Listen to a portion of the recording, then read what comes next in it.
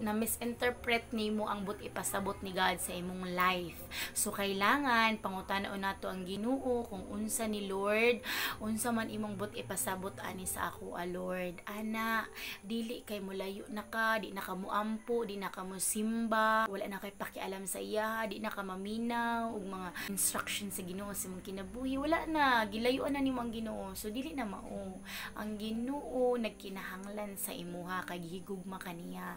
So kailangan sabto na to ang Ginoo, no? Gusto sa Ginoo nga bisan unsa nga sitwasyon naa siya sa imong kasing-kasing. Kay mao na ang pinaka main purpose nato diri sa kalibutan nga nabuhi ta diri sa kalibutan kay para mga lagad ta sa Ginoo, para higugmao nato ang Ginoo, para siya ang atong himuong Ginoo. Yes, may mga struggles pero ma-overcome nato na kay tungod naa siya sa atoa.